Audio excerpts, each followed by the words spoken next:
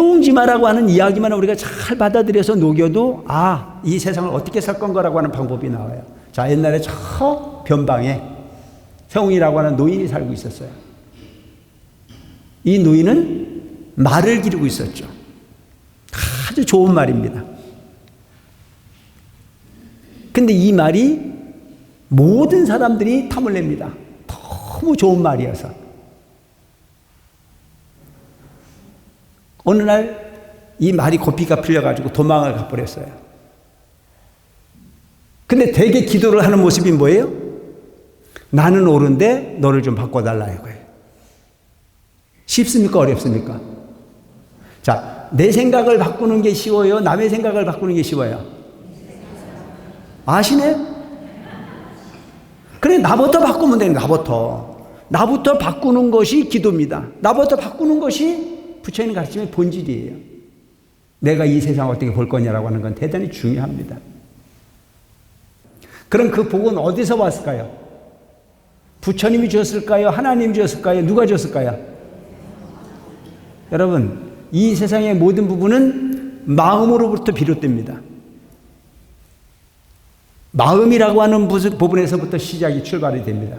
오늘 모처럼 주말 토요일에 날씨가 너무 갑자기 좋아져서 산으로 들로 많은 유혹이 있었을 겁니다. 그 유혹에 넘어간 사람들은 그쪽으로 갔을 거고, 그 유혹에 넘어가지 않은 분들은 이 자리에 함께하고 있는 걸로 알고 있습니다. 유혹이라고 하는 부분은 항상 우리 삶에 함께 하게 되어 있습니다. 옳고 그름, 좋고 나쁨, 크고 적음, 모든 부분들은 항상 갈등의 분수령에 새겨져 있습니다. 그 유혹으로부터 견디는 사람은 성공하는 삶에 주단을 깔게 되어 있고, 그 유혹에 넘어가는 사람은 항상 실패라고 하는 부분에 소설을 쓰는 것이 우리 인생이다. 그렇게 보면 요즘 이야기하고 있는 모든 삶은 환경이 아닌 마음이다라고 하는 부분이 생각을 하게 되어 있습니다. 우리는 팔자라고 하는 부분이 10년, 20년, 수십 년을 두고 만들어지는 부분이 사건으로 생각하지만, 팔자는 순간의 판단에 의해서 연속되어지는 겁니다. 그래서 여러분, 이 세상의 모든 건 다 바꿔도 팔자는 바꿔요, 못 바꿔요? 에? 못 바꾼다고 생각하죠? 못 바꿀 건데 뭐하러 절에 오셨어요? 여러분들이 절에 오신 이유는 팔자 바꾸러 오신 겁니다. 아시겠죠? 그럼 팔자는 뭘로 바꾸는 거냐? 내 마음의 판단에 따라서 팔자가 바뀌는 겁니다. 좌로 가고 우로 가는 시발점은 아주 미세하지만 그 좌우는 엄청난 부분의 문제를 만들어냅니다. 그래서 인간만사 세옹지마다. 긍정적 사고를 갖고 사는 사람이면 항상 긍정적 부분이 삶이 행복으로 장엄되게 되어 있습니다. 모든 삶은 후회로 점철됩니다. 좌로 가야 되는데 우로 가는 일이 많이 만들어지고, 우로 가야 되는데 좌로 가는 일이 많이 만들어집니다. 그래서 우리는 항상 지나고 난 다음에 답이 보입니다. 답을 보고 나면 후회가 생깁니까? 안 생깁니까? 생기지 않습니까? 근데 그 좌로 가고 우로 가는 판단은 누가 한 겁니까? 내가 한 겁니다. 어떤 사람은 재수가 좋아가지고 잘 판단했고, 나는 그 판단을 잘못 못해서 맨날 실패한 인생을 반복하고 삽니다. 그래서 잘 되는 사람을 보고 안 되는 나는 그를 부러워합니까? 안 부러워합니까? 부러워하잖아요. 그래서 그를 가지고 우리는 뭐 어떤 사람이라고 그래요? 복 있는 사람이라고 얘기하고, 나는 찌질이도 복이 없는 사람이라고 생각하고 사는 것이 우리 삶입니다. 그럼 그 복은 어디서 왔을까요? 부처님이 주었을까요? 하나님이 주었을까요? 누가 주었을까요? 여러분, 이 세상의 모든 부분은 마음으로부터 비롯됩니다. 마음이라고 하는 부분에서부터 시작이 출발이 됩니다. 그래서 여러분, 그 마음의 판단을 잘해야만 성공도 할 수 있고 또한 실패도 할 수 있어요. 그래서 마음이라고 하는 부분을 통해서 뭐가 나옵니까? 말이 나옵니다. 생각 없이 말하는 거 봤습니까? 마음으로부터 품고 있었던 부분이 결정체로 발설되는 게 말입니다. 인정하십니까? 생각 없이 말하는 사람 있어요? 언중유골이라 이거예요. 그 말 속에는 반드시 그 사람의 생각이 들어가 있어요. 그래서 생각이 말로 나오고 말이 행동으로 옮겨지고 행동이 반복되면 습이 되고 습이 반복되면 업이 되는 겁니다. 그럼 이 세상의 모든 부분은 다 셀프예요. 내가 만들어서 내가 행하고 내가 받게 돼 있다. 똑같은 부분이 삶인데도 불구하고 그 부분을 나를 통한 부분으로 인정하는 사람이 있는가 하면 모든 부분을 다 원망으로 일관하는 사람들이 많이 있습니다. 선생님을 잘못 만나서 공부를 못했고 친구를 잘못 만나서 사고를 쳤고 마누라를 잘못 만나서 성질이 더러워졌고 다 그렇지 않습니까? 심지어는 누구까지 원망하냐면은 해상사 주지가 잘못 와가지고 되는 일이 없고 매사 모든 부분들이 나를 통해서 세상이 잘못되었다는 생각을 하면 나를 고치면 됩니다. 근데 상대를 고치려고 하면 고쳐집니까? 안 고쳐집니까? 여러분, 자존심을 좀 가지고 사세요. 자존심. 여러분들은 싸구려가 아닙니다. 여러분들은 무한한 가능성의 존재입니다. 그 가능성을 부처님께서는 법계를 정리를 하셨습니다. 우리는 무한한 가능성의 존재다. 사막도의 존재가 될 수도 있고 선도의 존재가 될 수도 있고 저 부처의 경계에 진리의 주인공이 될 수 있다. 그래서 우리는 법계 속에 법계 속에 악도와 선도와 진리의 세계가 함축되어 있습니다. 그래서 그걸 일컬어 우리는 법계 구족이라 법계 구족. 그 법계라고 하는 부분이 구족되어 있는 것은 나라고 하는 무한한 가능성의 존재. 지옥, 악의 축생, 이건 사막도입니다. 악도예요. 수라인간천, 이건 선도예요. 이건 살아볼 만한 세계야. 그래서 최소한 여러분들이 사막도에는 떨어지지 않으려고 하는 자존심을 가져야 돼요. 근데 절집에 와가지고 기도하러 와가지고 못된 짓만 골라 하는 사람들이 있어요. 차라리 안 온 게 나아. 여기에 왔으면 마음 고치러 온 거고 행동 바꾸러 온 거고 여기에서는 모든 부분이 습을 바꾸러 오셨다라고 하는 자존심의 주인공이 될 수 있도록 여러분이 살아갈 필요가 있어요. 아시겠습니까? 자존심이 있어야 돼요.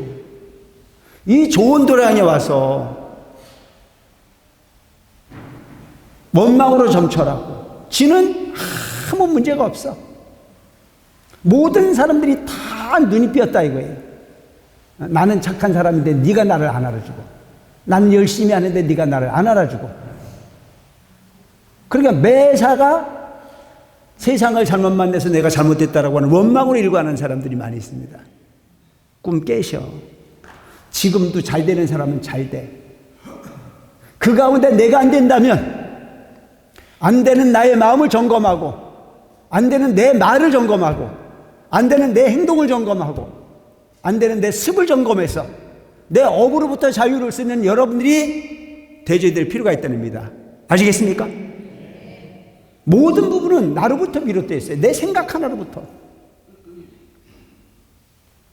그 사람이 날 인정해 주지 않는 이유는 뭘까?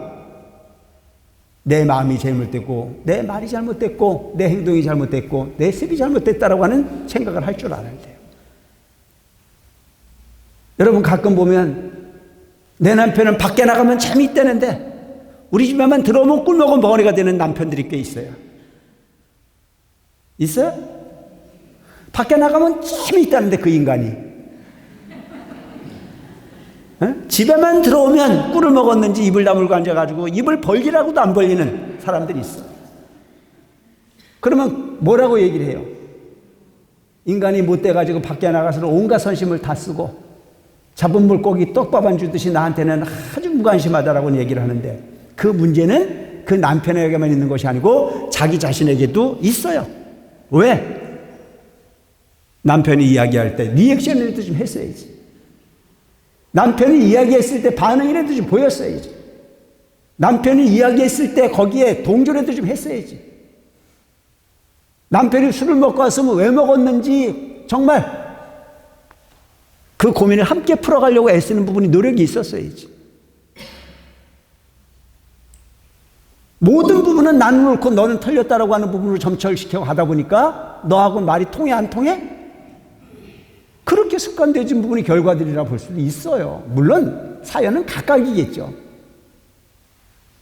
모든 부분은 다 나의 업에 따라서 형성되어진 부분이 인과다. 업이라고 하는 건 무서운 거예요. 인연이라고 하는 건 무서운 거예요. 그래서 내가 나를 만들어가는 거예요. 지옥을 만드는 것도 나고 악유를 만드는 것도 나고 수라를 만드는 것도 나고 모든 부분은 다 나로 인해서 비롯되어진 현상들이다. 뭘 바꿔야 될까? 내 생각을 바꿔야 돼요. 내 언어를 바꿔야 돼요. 내 행동을 바꿔야 돼요.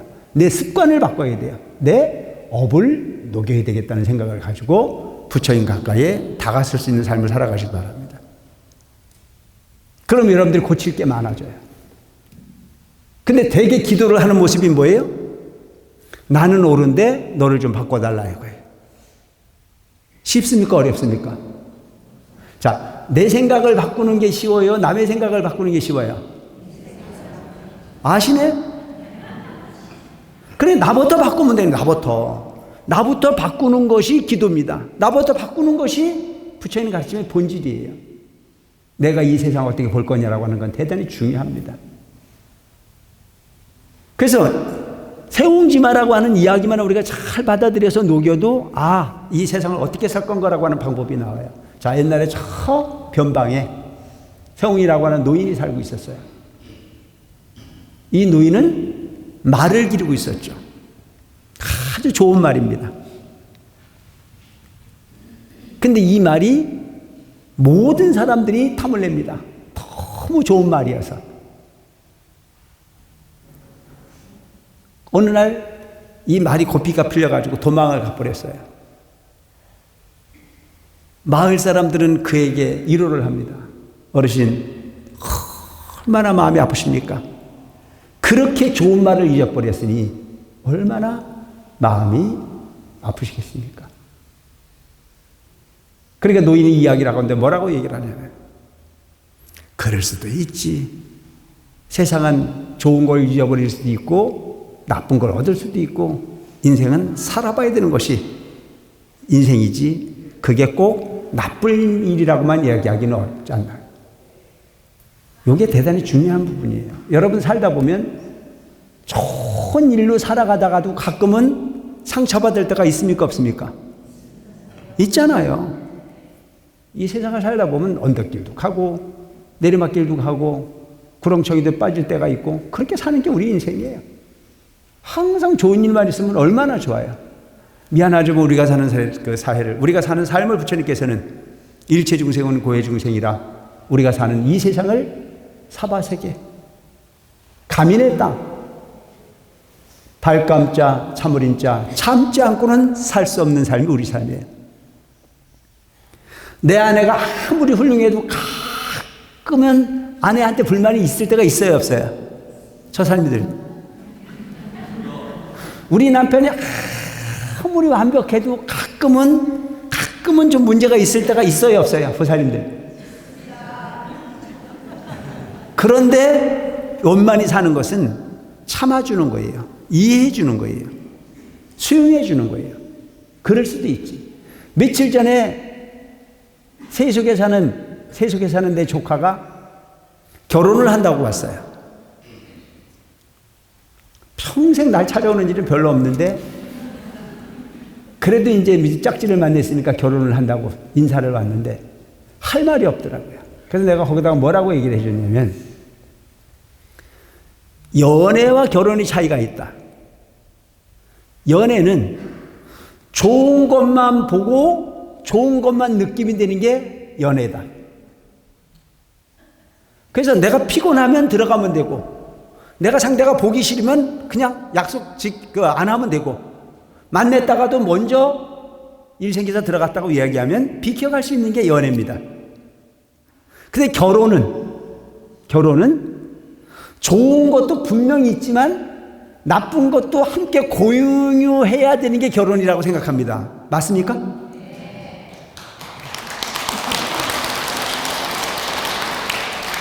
내가 별걸 다 알지. 그럴 수밖에 없잖아요. 이 세상은 좋은 거와 나쁜 걸로 만들어진 세상인데 좋은 감정과 나쁜 감정으로 구성되어 있는 게 세상의 존립이 환경이에요. 그냥 맨날 화장한 애인의 얼굴만 보다가 자고 일어나서 새집 찍은 것도 보여야 돼, 안 보여야 돼? 보여야 되는 거예요. 그게 결혼이에요. 그래서 내가 조카한테 그런 얘기를 해줬어요. 꿈 깨라. 꿈을 깨고 결혼을 하면 그 생활이 할만한데 꿈속에 상상으로 좋은 것만 있을 거다. 연애를 하는데 이렇게 좋은데 결혼을 하고는 하면 얼마나 더 좋을까라고 하는 마음으로 하면 넌 100% 실패한 결혼이 될 거다.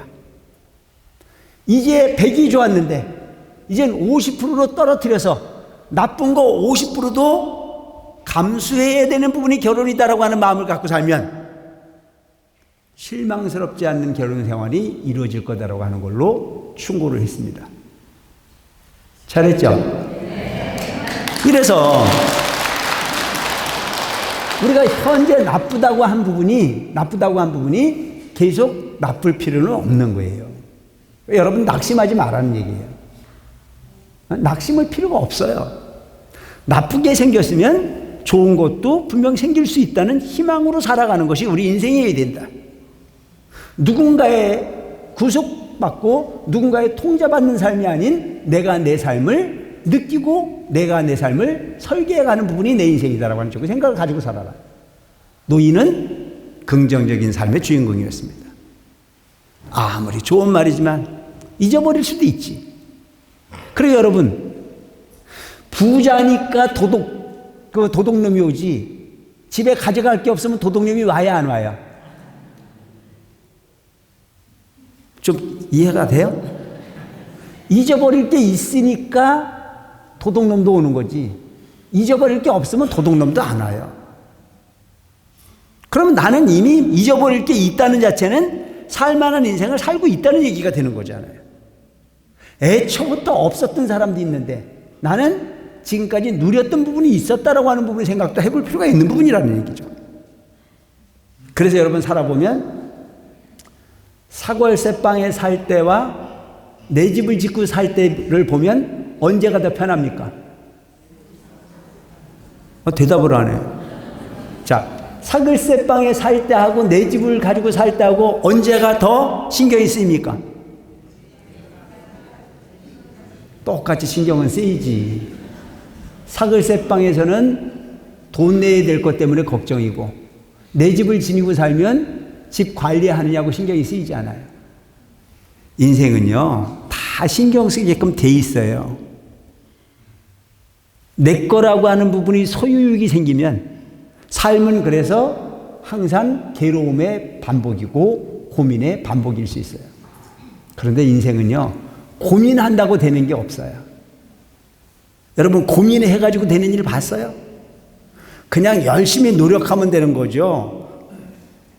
콧바트리고 앉아가지고 고민하고 있다고 해결되는 일은 한 개도 없어요. 그래서 말을 잃어버렸던 노인은 주변 사람들이 이루에 그럴 수도 있다라고 응답을 합니다. 한참 시간이 지나고 난 이후에 그 똑똑하고 잘났던 말이 도망을 가서 돌아다니다가 바람을 피워가지고 짝지를 하나 데리고 들어왔어요. 말이 한 마리였던 말이 두 마리가 됐습니다. 경사가 났습니까? 안 났습니까? 경사가 났어요. 온 마을 사람들이 와서 축하를 합니다.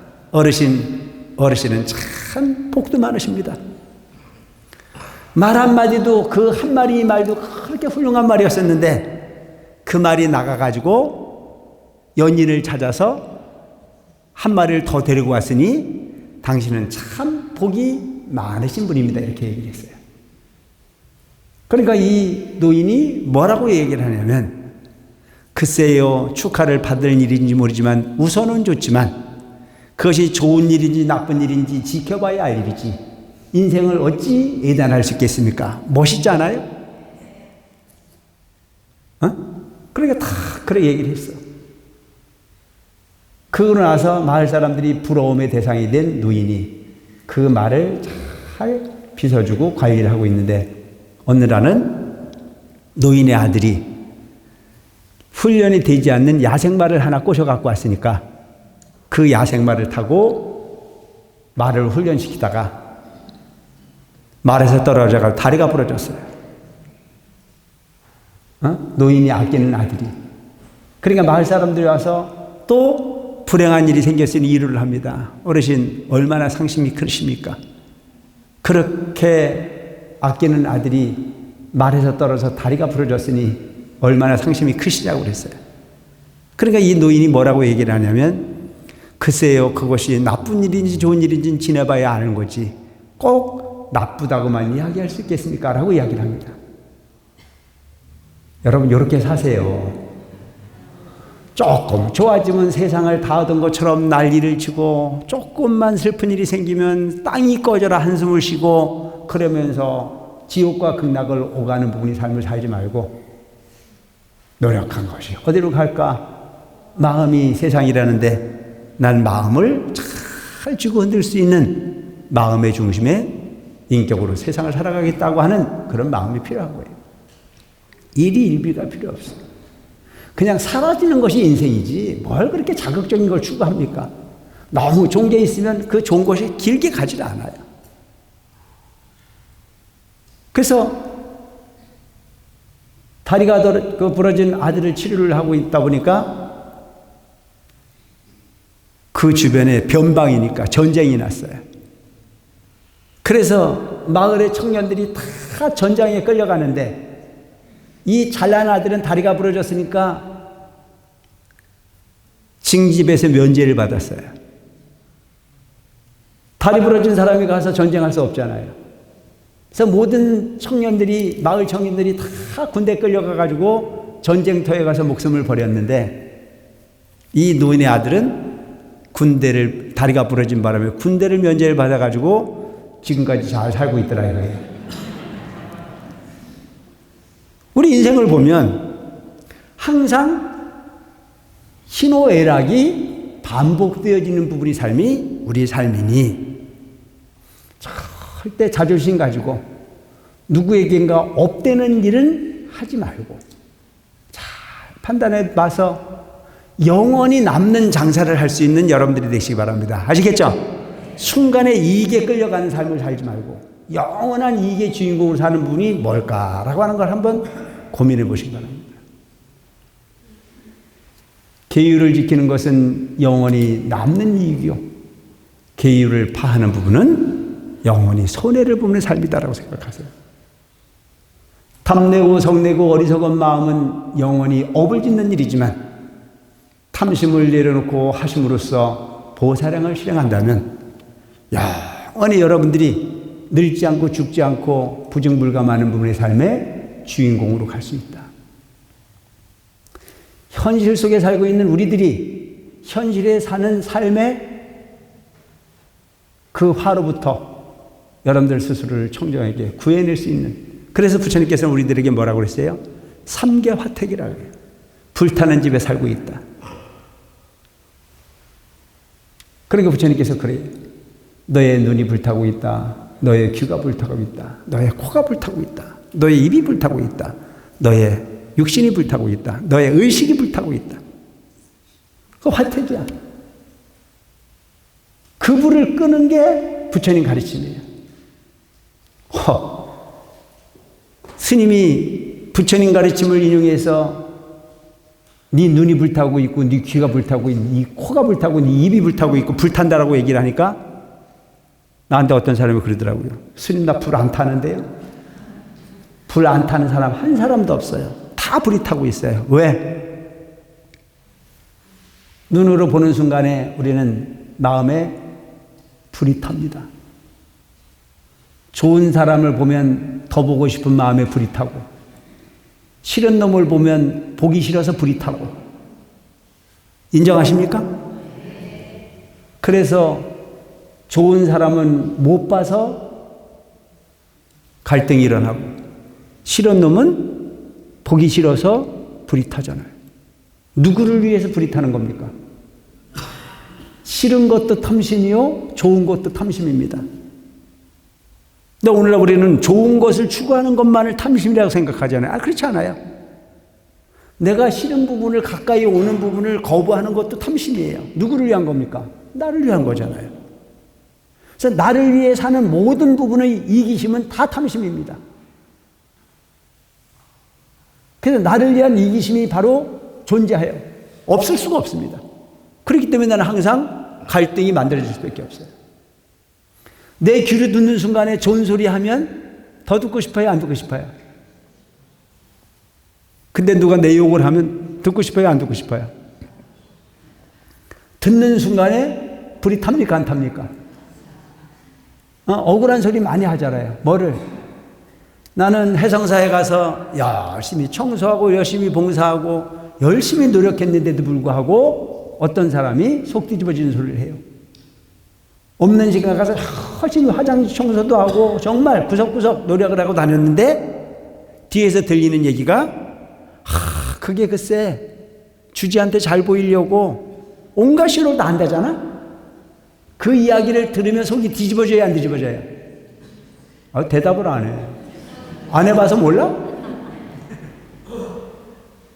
그 속이 뒤집어지는 부분을 보면 그 이야기를 듣지 않았을 때 내 마음은 고요했는데 그 이야기를 듣는 순간에 속이 뒤집어지는 걸 보면 귀가 불타고 있는 겁니다. 좋은 향기를 맡으면 그 향기에 취하지만 나쁜 악취를 만나면 빨리 벗어나고 싶은 욕망이 만들어집니다. 이것이 코가 불타고 있는 거예요. 모든 부분은 안입이 설치는 육군이 육경의 대상을 통해서 만들어진 모든 부분들이 내 마음이라고 하는 부분이 용광도에 들어가서 끊임없이 불쏘시개가 돼서 갈등을 일으키고 있습니다. 그래서 여러분들이 일컬어서 화택이라고 해요. 불타는 집이다. 그 불을 끄는 것은 오직 수행으로서만 가능한 겁니다. 그 수행을 실행하는 공간이 이 해성사고 해성사 법당이다. 왜 이 법당을 이렇게 큰 법당을 만들었을까? 왜 우리가 저녁에 모이면 매일 관세음보살을 부르라고 이야기할까? 바로 억겁을 통해서 만들어진 불타는 이 안이비설시 육군이 육경의 대상을 만나서 만들어지고 있는 이 용광도의 불을 끄는 노력을 하는 것 자체가 기도입니다. 이것이 수행입니다. 그래서 관세음보살을 부를 때 눈만 감으면 그 용광로가 보여요, 안 보여요? 여러분들이 평상시에는 그냥 아무 타는지 어쩌는지도 모르지만 눈 감고 앉아서 관세음보살만 불러보면 온갖 생각, 과거에 있었던 생각, 그냥 생각으로만 머물렀던 생각, 모든 상상 다 보여요, 안 보여요? 꺼집니까, 안 꺼집니까? 참 갑갑한 소리를 하는 게 수많은 겁을 통해 가지고 만들어진 그 용광로가 여기 해성사 와서 관세음보살 몇 번 부른다고 금방 꺼질 것 같은 뭐 걱정이야? 그걸 자꾸 줄이려고 애쓰고 노력해 가면서 고요한 마음을 만들어내는 것 자체가 바로 수행입니다. 아시겠죠? 그 불을 끄면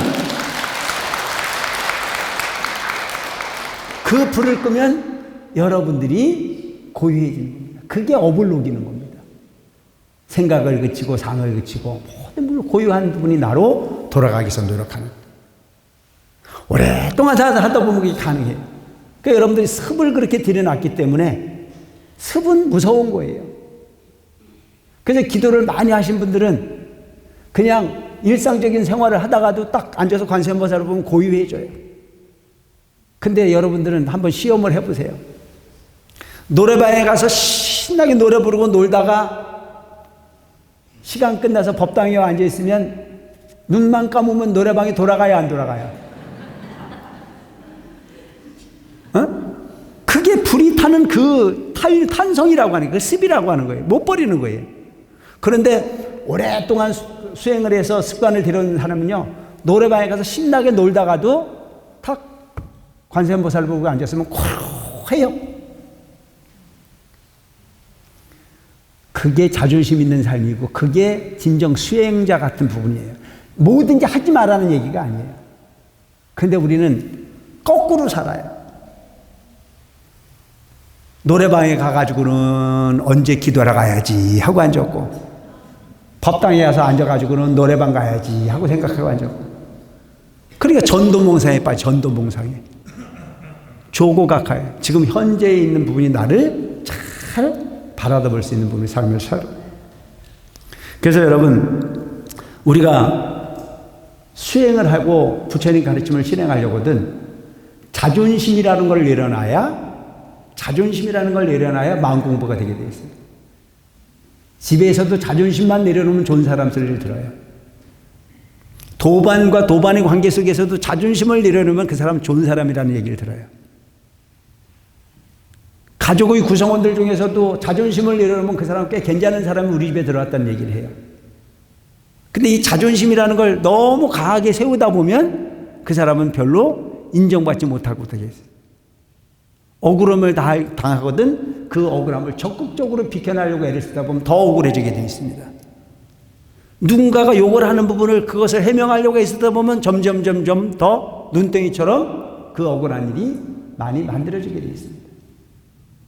그래서 먼저 번에 설명드렸던 부분이 한성과 습득에 대한 이야기를 하다가 거의 마쳤었는데, 그래서 한산이 습득에게 물었다 그랬어요. 뭐라고 물었어요? 세상 사람들이 나를 비방하고 업신여기고 욕하고 비웃고 깔보고 천대하고 미워하고 속이는 일이 생긴다면 어떻게 대처하겠냐. 이게 참 의미 있는 얘기잖아요. 여러분 이걸 잘 생각해 보세요. 자, 어떤 세상 사람들이 여러분들을 업신여겨요. 기분 좋아요, 안 좋아요? 나를 업신여기면 우리 그때 뭐라고 그래요? 이게 나를 물로 보나?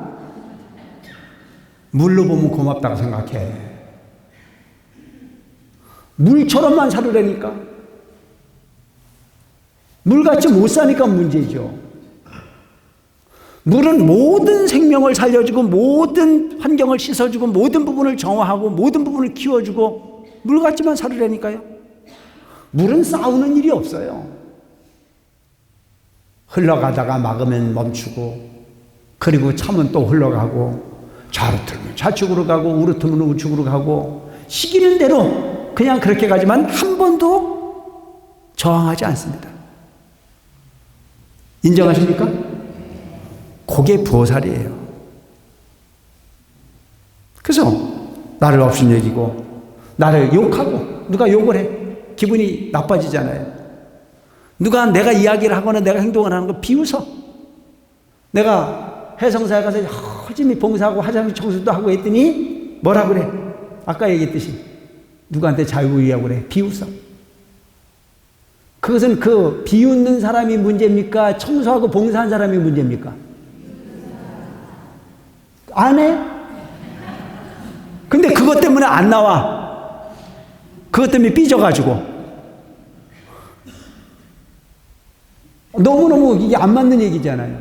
비웃는 것 자체는 그 사람이 문제지 내 문제가 아니잖아요. 어떤 사람이 나를 욕을 하는 것은 내가 욕먹을 짓을 해서 욕을 먹었으면 나를 반성하면 되는 거지만, 욕먹을 짓을 하지 않았는데도 불구하고 욕을 하는 부분이면 누구의 문제입니까? 욕을 먹는 사람의 문제입니까? 욕을 한 사람의 문제입니까? 욕을 한 사람의 문제잖아요. 또 어떤 사람이 날 깔봐요. 나는 그렇지 않은데 그 사람이 날 깔보면 그냥 깔보는 대로 두면 되잖아요. 어떤 사람이 나를 대접하지 않아. 천대해. 그리고 나를 미워하고 속이거라 하면 어떻게 대처하겠습니까? 그때 습득이라고 하는 분이 이야기를 하는 게 뭐라고 얘기를 하냐면, 참고 인욕한다. 인욕. 여러분 인욕하시기 바랍니다. 생각나는 대로 다 대적하고는 세상이 시끄러워요. 인욕 참아라. 양보하라. 이게 원하면 주라 이거예요. 차라리 뺏기지 말고 주는 게 너무 멋있는 거예요. 뺏기면 억울하지만 주면 여유로워집니다. 인정하십니까? 양보하고 내버려 두라 이거예요. 내가 하는 행동이 틀리지 않았는데 네가 그렇게 하는 부분에 대해서 억지로 바로잡으려고 했을 거 없대. 내버려 두라. 그리고 그가 너무 아니거든 그냥 비켜가면 되는 거예요. 이 얘기는요, 나도 내가 경험한 부분인데, 어떤 사람이 내가 잘 나갈 때는, 내가 이렇게 좀 힘이 있거나 잘 나갈 때는 많은 사람들이 나한테 저기 가도 쫓아와서 인사를 해요. 그 기분이 꽤 괜찮아요. 수백 명 대중에 어우러져 사는데 내가 조금 힘이 있거나 내가 뭔가를 줄 수 있을 때는 저기 100m 있다가도 내가 나타나면 쫓아와서 인사를 해요. 스님 오셨냐고. 기분이 꽤 괜찮아. 그런데 있잖아, 그거 떨어지고 나니까 앞에 와 있는데도 옛날에 내가 지한테 서운하게 한 게 또 올라왔는지 고개를 돌리고 가요. 근데 처음에는 이렇게 속이 좀 상하더라고요. 뭐지? 난 열심히 잘했는데 라는 생각이 들더라고요. 조금 지내서 생각한 게 뭐냐면 회피를 했어요. 그렇다면 나도 너를 기대하지 않겠다. 문제는 뭐가 속상한 거예요? 네가 당연히 나한테 인사를 하겠지라고 하는 기대치가 있으니까 속이 상한 거죠. 기대치가 없으면 속상할 일이 한 개도 없어요. 그래서 그 사람한테 뭐라고 할 일도, 그 사람한테 속상할 일도 없이 마음을 탁 바꿔서 회피하니까 고요해지더라고요. 내가 좋은 거 가르치죠? 입을 삐죽거리라는 얘기가 아니야. 아니거든 상대를 하지 말라는 얘기죠. 그리고 견뎌내고 차라리 그를 공경해서 그와 따지지 않는다면 시간이 지나가면 그는 너를 다시 보게 되리라. 문제는 너한테 아무것도 없었어. 네 마음으로 담지 않으면 너는 그대로이고 그가 지가 놓은 돛에 지가 칠 수밖에 없다라고 하는 부분 이야기로 결론을 맺습니다. 그러니까 한산이 습득에게 또 묻는 게 뭐라고 묻느냐면, 그럼 그런 것을 비켜갈 수 있는 비결은 없는가 이렇게 얘기를 하니까 그때 습득이 한산에게 얘기하는 것이, 내가 과거에 미륵부처님의 개성을 들은 일이 있는데 한번 들어보려느냐. 그래서 뭐라고 얘기를 하냐면, 늙은 몸이 누더기 옷을 입고, 늙은 몸이 누더기로 된 옷을 입고 거친 밥으로 배를 불리며 해진 옷을 기워서 몸을 가리니 모든 일에는 뭐가 있을 뿐이야? 인연이 따를 뿐이다. 인연의 소치라고 해요. 지금 현재 되고 안 되는 일에 대해서는 원망과 의심과 고민을 하지 말아요. 뭐가 있어? 오직 인연이 있을 뿐이다. 어느 사람이 나를 꾸짖으면 나는 그대로 좋다고 받아들이라 해요. 꾸짖는 거에 저항하지 말아야 해요. 그럴 만한 인연이 있으니 그러겠지라고 하는 걸로 받아들이면 되고, 나를 때리면 그냥 쓰러져 누우라 이거예요. 근데 오늘날 우리는 보면 누가 나를 줘박으면 뭐라 그래요? 더 때려보라 그러잖아요. 더 때려봐. 그러면 한 대 때릴 건데도 몇 대가 돼요? 2대, 3대는 늘어나잖아요. 그러니까 누가 때리면 그냥 쓰러져 누워야 되는 거지, 거기다가 빨딱 일어나갖고 또 덤비지 마라 이거예요. 참 멋있는 부분이다.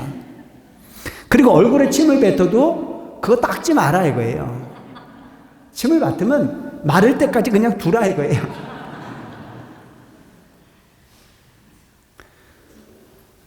그렇게 살면 내가 내 편에서 애쓸 것 없다. 내가 애쓸 일이 없냐. 그건 모든 분이 다 누구의 업이야?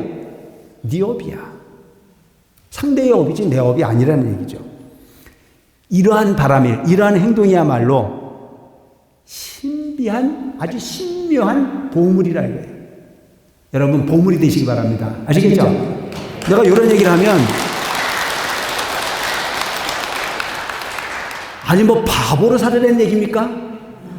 여러분 돈은 바보가 돼야 돼요. 바보가 지금 여기서 하는 건 바보가 아니에요. 똑똑한 거예요. 주고받으면 업이에요. 내가 얼마 전에 설명했잖아요. 설명한 내용이 뭐예요? 어떤 보살님이 평생 돈도 안 벌어다 주고 결혼하자마자 바람 피우고 다니면서 못된 짓만 곤란하고 다녔던 남편이 80 지나고 나니까 병이 들어와가지고 그냥 들어온 것도 아니고 겨우 들어왔더라 이게. 병이 들어가지고. 그래서 누가 돌봐줄 사람이 없으니까 본인이 그냥 그를 케어를 하고 있는데 그 영감 쳐다보는 순간에 해줄 건 해주면서도 보는 순간마다 이런 게 치밀어 올라와가지고 그냥 있을 수 없다 이거예요. 그래서 가끔은 누워서 있는 부분이 불쌍하다가도 기회만 있으면 이걸 꼭 눌러버려가지고 어떻게 할까 말까 하는 생각이 든다 이거예요. 그럴 수 있잖아요. 젊어서 바람 피우고 다니고 돈 한 푼 벌어주지도 않고 직무유기를 해서 본인이 애들 다 키우고 다 해서 이제 내 혼자 여유자적 살만한데 밖에 평생 못된 짓 하고 다녔던 영감이 병들어 들어와가지고 날 살려달라고 하니 그 쳐다보는 순간에 올라오는 건 그럴 수 있어요. 그래서 이제 그걸 와서 묻는 거예요. 스님, 요걸 내쫓아야 됩니까? 그냥 본인이 돌봐줘야 되느냐고 물어요. 참 이것도 중도 할 짓이 못돼. 그걸 나한테 왜 물어? 지 하고 싶은 대로 했으면 내가 고민은 안 하잖아. 그러니까 이 세상은 인드라마예요. 인드라마. 모든 부분은 다 업과 업으로 연결되어져 있는 거예요. 말 한마디 잘못하면 나는 아무 문제 없이 그들하고 또 얽히는 인생이 되는 거잖아요. 그렇지 않나요? 그래서 내가 내쫓으라 그러면 그 영감은 쫓겨나갈 거고, 쫓겨나가면 아주 괴로운 삶이 반복될 건데, 그 괴로움의 삶의 일부를 내쫓으라고 한 나한테도 그 업이 생겨야 안 생겨요? 환장하고쇼. 이 인생이 묘한 부분이라 다 연결고리 생기니까. 그래서 내가 그 보살님한테 뭐라 하냐면, 지금까지도 쏘갔는데 한 번 더 쏘고면 안 되겠냐고. 그랬더니 억울해 못 살겠대요. 그래서 내가 그 보살님한테 뭐라고 그러냐면, 보살님, 내가 생각해서 보기에는 보살님은 그렇게 사셨기 때문에 분명 미래에는 오늘보다 더 나은 삶의 복을 받을 거다. 그리고 그 영감은 보살님이 벌 안 줘도 반드시 벌 받을 것 같다. 내 말 맞아 안 맞아? 결혼해서 애 낳아서 집안일 하다 돈 무지도 않고 못된 짓만 하고 다니고 병들어서 죽을 때까지 남의 손에 신세만 지고 가는 그 인생이 더 좋을 거라고 보기 어렵잖아요. 그래서 제가 그렇게 얘기를 했어요. 그러면서 내가 보살님 그 영감 내쫓거나 그 영감을 꽉 눌러버리면 어떻게 되겠냐? 선도가 아닌 악도를 손잡고 같이 가는 거다.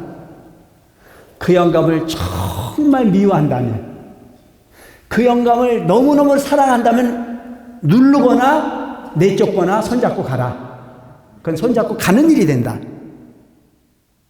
근데 그 영감이 진짜 밉거든 잘해줘라.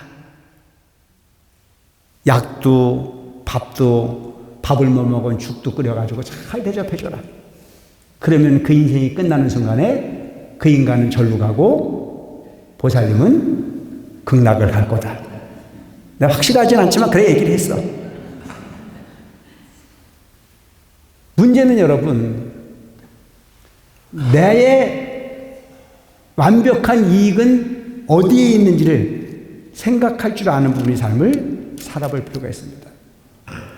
영원히 남는 인생의 주인공으로 살아가시기 바랍니다. 아시겠죠? 원망과 질시로 여한을 남겨서 상대방과 나에게 아픔을 서로 주면 영원한 괴로움에 빠질 수밖에 없는 삶이지만, 내가 한번 침을 삼켜 생각을 정리하고 참고 인욕하고 하심하고 배려하면 여러분들의 삶은 현재의 삶보다 훨씬 나은 삶의 미래가 여러분들을 기다리고 있다는 점을 꼭 기억하시기 바랍니다. 아시겠죠? 이게 여기서 이야기하고 있는 습득의 가르침이며, 또한 미륵보살이 개송해서 표현하고 있는 내용이에요. 그래서 만약 이 소식을 알아듣는다면 만약에 이런 부분이 마음, 조금 아까 얘기했듯이 그런 부분이 바람이야말로 신비한 법률이니 만약 이 이야기, 이 소식, 여기서 소식이라고 했는데 이 소식을 알아듣는다면 도를 못 이룰까 걱정할 일이 없다. 이제 도 닦는 건 뭔지 아시겠죠? 근데 여기 수십 년 다녔는데 아직도 자존심 싸움하는 사람 많아. 참 힘든 게 뭐냐면 옛날에 능력 있는 사람들이 마누라를 많이 데리고 살았다는데 참 능력 있는 사람들이요. 나는 마누라도 아니고 신도들이 사는데도 여기 달게 놓으면 저기 삐지고 여기 달게 놓으면 저기 삐지고 참 깝깝해. 그래서 내가 생각하는 게 뭐냐면 야, 부처님 참 대단하신 분이다. 부처님은 모든 생명의 모든 부분의 마음을 한 방에 평온하게 만들 수 있는 멋진 스승으로 사셨는데 나는 덕이 부족하고 지혜가 부족해서 여기 달게 놓으면 저기 삐지고 저기 달게 놓으면 여기 삐지고 오늘도 삐져서 안 난 사람이 꽤 많다니까? 어쩌라고? 그래서 여러분 여기서 보면 만약에 이와 같은 이치를 알아듣는다면 도 못 이룰까 걱정하지 마라. 도가 바로 그거라. 우리 사람은 약하지만 마음은 약하지 않아. 참 이 말이 너무 좋아요. 사람은 약하지만 마음은 약하지 않고 사람은 가난해도 돈은 가난하지 않아. 여러분 돈 갖고 도 닦는 거 아니고요. 힘 갖고 마음 닦는 거 아니에요. 아시겠죠?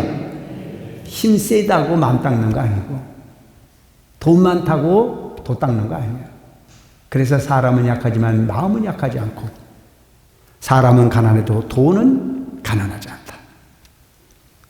한결같은 마음으로 행을 닦는다면 언제나 도에 있으리. 이와 같은 마음을 한결같이 가지고 살아라 이거예요.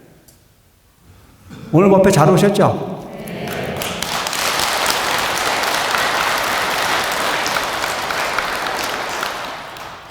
그래서 이 한산이라고 하는 분과 습득이라고 하는 분은 그만큼 대단한 도인들이었어요. 그래서 어느 날 이 습득이라고 하는 분은 국정사에서 공양복에서 설거지나 하고 군불이나 떼고 뭐 허드렛 일만 하는 분인데 국정사 후원에 적은 당이 하나 있어요. 적은 집이 하나 있었어요. 거기는 뭘 모셨냐면 아마 토지신이라고 해서 호법신장을 모셔놓은 거예요. 토지신. 그 절을 관리하는 신을 이제 모셔놓은 거예요. 근데 자그마하게 별 볼 일이 없으니까 돌봐주는 사람이 없어. 근데 습득은 그 이치를 아는 분이니까 꼭 공양이 끝나고 나면 적은 부분이지만 그 토지신한테 갖다 공양을 올리는 거예요. 먹은 밥을 갖다가 올려놓고. 근데 그 적은 부분으로 그 토지신을 먹으라고 공양을 이제 법당이나 이런 데는 당연히 공양을 올리는데 그 토지신이 적은 정각에 누가 돌봐주는 사람이 없으니까 습득은 거기에 그 좀 미안한 마음이 생기거나 아니면 좀 보살피고 싶은 생각이 들어가지고 그 적은 음식을 갖다가 토지신 앞에 이렇게 갖다 놨어요. 근데 그 토지신 앞에 갖다 놓으면 까마귀가 날라와가지고 그걸 날라면 다 집어먹고 토지신은 하나도 먹을 게 없어. 갖다 놓자마자 까마귀가 먹고 날아가 버리니까. 그러니까 습득이 쳐다보니까 화가 나야 안 나요? 아, 토지신 드시라고 공양을 올렸는데 까마귀가 다 먹고 가니까 지켜보던 습득이 화가 나가지고 토지신이 뭐 이렇게 형상이 되어 있는 게 아니고 그림으로 그려져 있는데 토지신 가서 뺨을 흘기는 거예요. 야, 이 들떨어진 놈아. 네 먹으라고 좀 공양도 하나 못 지키는 놈이 이 넓은 도량을 어떻게 지킬 거냐. 재미있죠. 그러니까 해학적이긴 하지만 이 습득이라고 하는 분은 보통 분이 아닌 거예요. 그러니까 그걸 몇 번 하고 난 다음에 어느 날 국청사에 주지스님을 더불어서 대중스님들에게 꿈에 나타나는데 누가 나타나냐면 토지신이 나타나가지고 참 제발 좀 보현보살에게 나한테 공양 안 올려도 좋으니까 뺨 좀 때리지 말게 해달라. 어? 그러니까 그 대중 스님들은 보현보살이 누군지 모르잖아요. 근데 토지씨는 습득이 보현보살이라는 걸 아는 거예요. 그러니까 제발 좀 내가 보현보살한테 이 뺨딱지를 맞아갖고 죽을 지경이다. 그래 제발 좀 공양 안 올려도 좋으니까 제발 좀 그것 좀 말려달라고 부탁을 하는 거예요. 사람들이 희한한 꿈이야. 뭐 이런 꿈이 다 꼬일까? 보현보살이 토지신의 뺨을 때리는 것도 이상하고 보현보살이 누굴까 하는 것도 궁금한 거예요. 그래서 대중스님들이 어느 날 토지신이 있는 그 정각을 쳐다보고 있는데 공양시간이 지나고 난 이후에 습득이 거론바위 같은 아주 척박한 일을 하는 그분이 조금 밥틀에 담아가지고 토지신 앞에 갖다 놨어요. 그러니까 갖다 놓자마자 또 까마귀가 와가지고 다 쪼먹고 가요. 그러니까 거기서 또 습득이 보현보살 뺨을 치면서 들떨어진 놈아 아직도 정신을 못 차리고 있냐. 네가 까마귀도 하나 못 당하면서 무슨 놈의 능력으로 이 넓은 그 절을 지킨단 말이냐라고 호령을 하거든요. 그때 대중스님들이 바라다보고 습득이라고 하는 저분은 거론뱅이가 아니고 아주 대단한 보현보살의 화신인가 보다. 그래서 이 토지신을 보호하기 위해서는 쪽문을 하나 만들어줘야 되겠다 싶어가지고 그 문을 하나 달아서 이후에 까마귀가 그 공양을 쪄먹지 못하게 만들고 난 이후엔 꿈에 안 나타나고 지금까지 조용하다더라. 그분이 바로 습득이에요. 그래서 이 한산과 습득이라고 하는 부분은 아주 기이한 부분으로 아주 천한 모습으로 살았지만 아까 얘기했듯이 우리가 지금 비단가사를 이루고 좋은 옷을 입고 좋은 먹거리를 다 하고 좋게 사는 이 부분이 잠시 동안 누리고 가는 연극일 뿐이지 영원하지 않은 거예요. 그래서 여러분 현실 속에 내가 육신은 가난해도 마음 가난하지 않아 수행하고 마음이 가난하진 않잖아요. 그래서 도심을 잃어보지 않는 게 그게 중요한 거예요. 사람은 가난해도 돈은 가난하지 않아. 절에 와서 기도하는데 뭐 돈 있는 사람은 관세음보살 부르나요? 안 그래요. 그건 돈을 가지고 공덕은 지을 수 있지만 돈을 가지고 돌을 닦을 수는 없어. 난 공덕을 짓는 건 돈으로 가능하지만 돈이 있다고 마음까지 깨끗해지는 거 아니지 않습니까? 인정하십니까? 돈이 있다고 도 잘 닦는 거 아니에요. 도 잘 닦는 건요, 키 크다고 닦는 거 아니에요. 힘 세다고 닦는 거 아니에요. 문 약해도 관세음보살 밤새도록 부르고 앉았는데 아무 문제 없는 분 많아. 내 몸은 약해도 봉사하는데 최선을 다하는 분 많아. 내 몸은 약하지만 결코 누구한테 기죽지 않고 마음만큼은 건강하게 사시는 분들이 많습니다. 이게 도예요. 그래서 이렇게 한상과 습득은 모든 사람들에게 기이하다라고 생각하는데 어느 날 천태현의 고을 지사가 풍간선사를 찾아요. 풍간선사는 호랑이를 타고 다니는 사람이에요.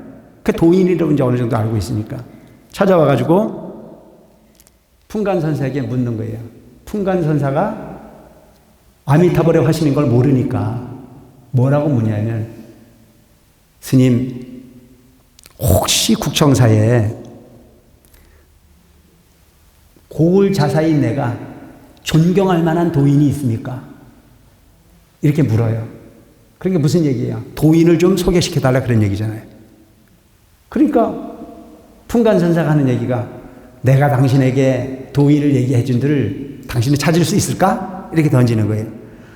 누군지 말씀만 해주시면 제가 찾아뵙고 그에게 존경할 만한 스승으로 모셔서 가르침을 받겠습니다. 그렇지만 쉽지 않을 걸세. 꼭 도인을 찾고 싶거든. 국청세 부엌에 가면 아주 초라한 모습으로 설거지하고 불 떼고 농담 주고받는 허름한 사람이 있을 텐데 그 사람들이 당신이 존경할 만한 스승이 될 수 있으려나? 이랬어요. 그러니까 여구인이라고 하는 자사가 도인을 찾아서 국청사를 간 거예요. 자사가 소위 국청사를 갔으니까 얼마나 주지스님에서부터 환대를 했겠어요. 그런데 자사는 도인을 찾으러 갔으니까 그들을 멀리하고 나를 주방으로 안내를 해줘라. 공양간으로 안내를 했어요. 거기 가보니까 희한하게 생긴 남루한 모습으로 깨재재한 모습으로 한상과 습득이 농담을 주고받고 있어요. 도인 같지가 않아. 그렇지만 풍간선사에게 자사가 들은 얘기가 있으니까 그들에게 가서 부엌에 가서 엎드려서 넙죽 절을 해요. 도인을 찾아서 아련을 합니다 라고 얘기를 하니까 그때 한산이 뭐라고 얘기를 하냐면 풍간이 쓸데없는 소리를 했구만. 응? 지가 아미타불이면 지가 해결할 일이지 왜 귀찮게 우리한테까지 보냈냐 말이냐. 본인이 문수보살이고 습득이 보현보살이라고 하는 것을 딱. 그래서 그 자리에서 얘기를 안 하고 한산과 습득이 함께 자리를 떠서 간 게 어디냐면 한산굴로 간 거예요. 한산굴에 물 앞에 가가지고 이야기를 하건데 뭐라고 얘기를 하냐면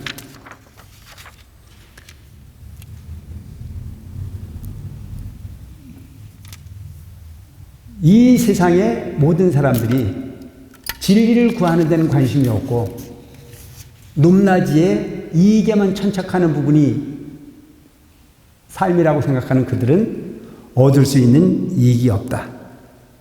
그래서 마지막으로 하는 얘기가 너희에게 이르노니 각각 노력하라. 무상은 빨라 한시도 멈추지 않느니라. 이 한마디를 마지막에 동굴 앞에 가고 딱 이야기를 해요. 너희들에게 이르노니 각각 노력을 하라. 무상은 빨라. 이 세상은 빨라야 안 빨라요? 무상해. 지금 가지고 있는 모든 부분은 다 무상한 거예요. 우리 노부사님들 계시지만 세월 빨라야 안 빨라요? 나도 그래. 나는 아직도 내가 총각인 것 같다니까. 20대에 출가해서 지금까지 사는데 아직도 내가 늙었다는 생각을 안 해. 이렇게 무상한 거야. 무상은 빠른 거란 말이에요. 근데 그 이치를 알고 빨리 노력을 해야 되는데 우리는 그 무상에 젖어서 무상한 줄을 모르고 살아. 이게 영원한 줄 알고 살잖아요.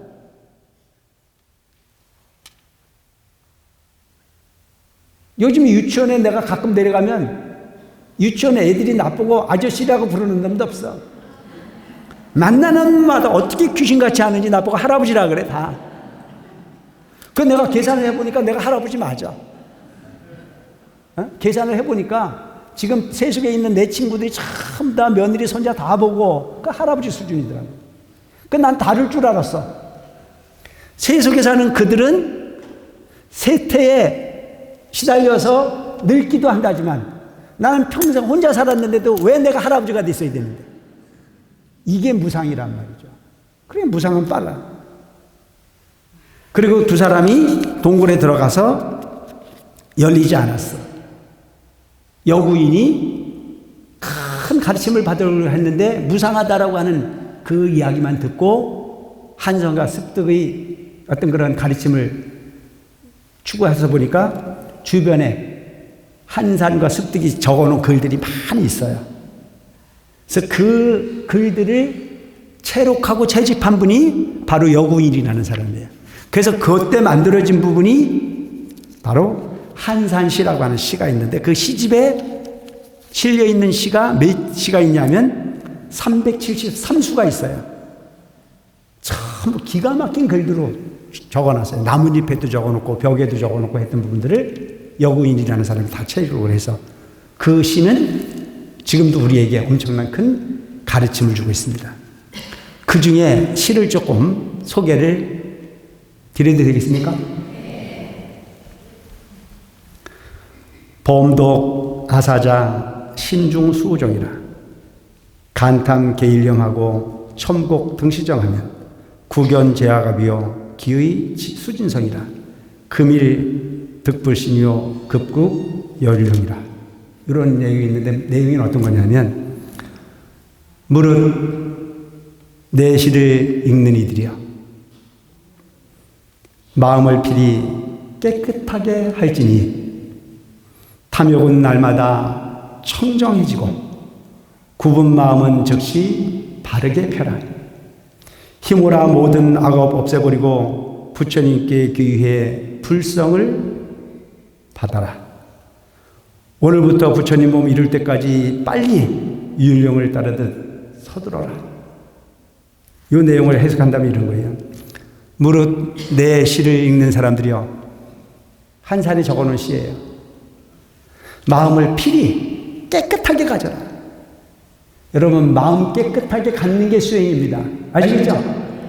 근데 우리는 마음이라고 하는 부분을 깨끗해질 수가 없어.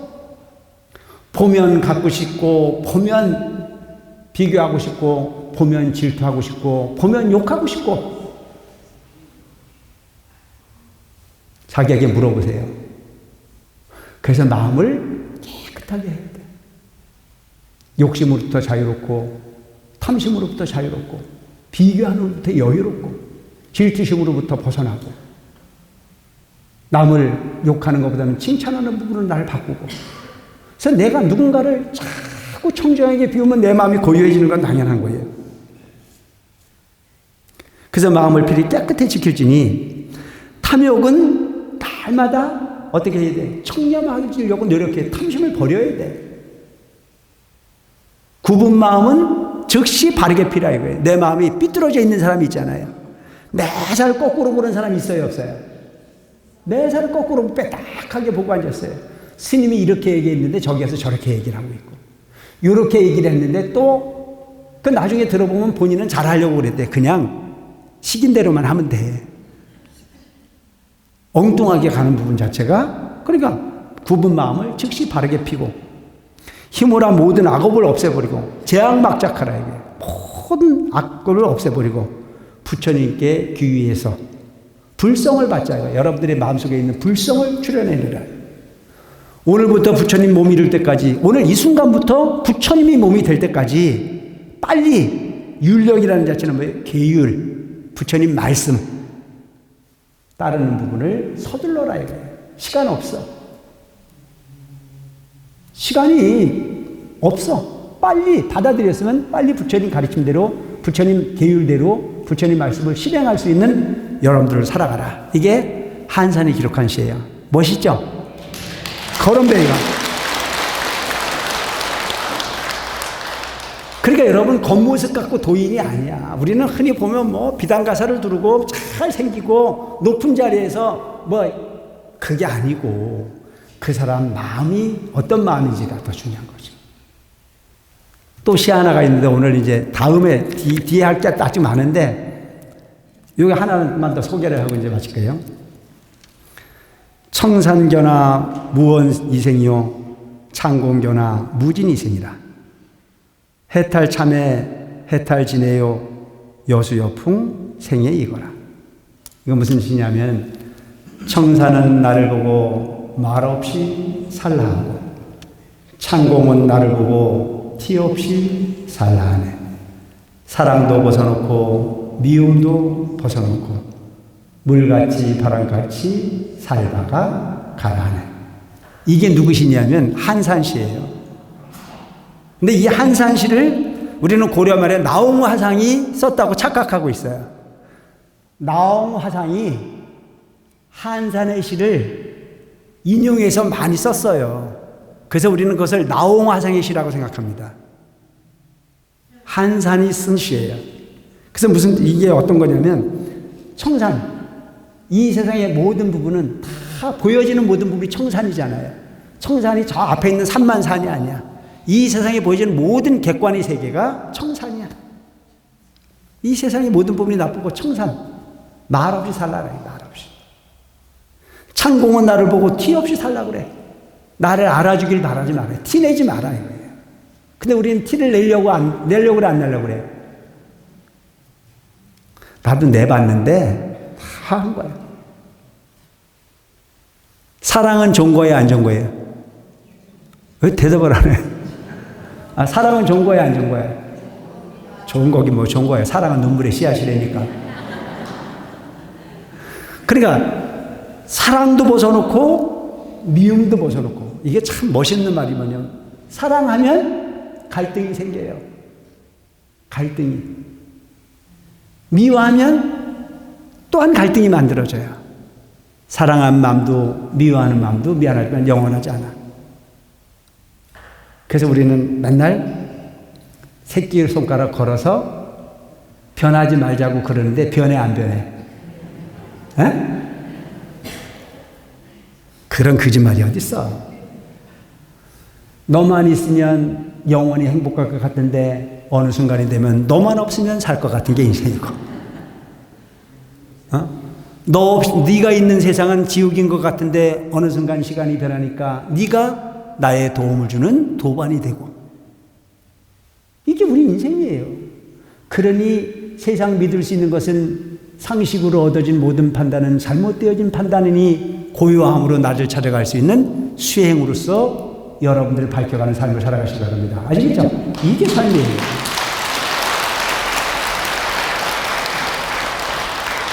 그래서 물처럼 살고 바람처럼 살아가는 여러분들이었으면 좋겠다.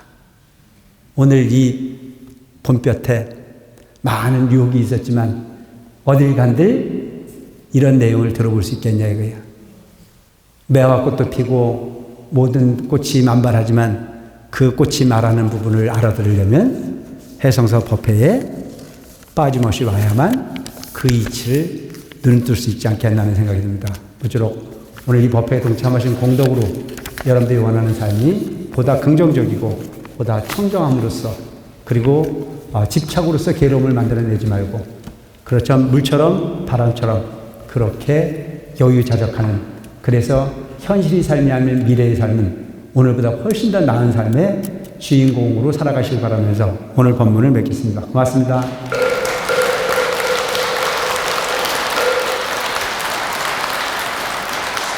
법가스님의 훌륭하신 법문이 계셨습니다. 신도님께서는 고마움에 한 번도 박수를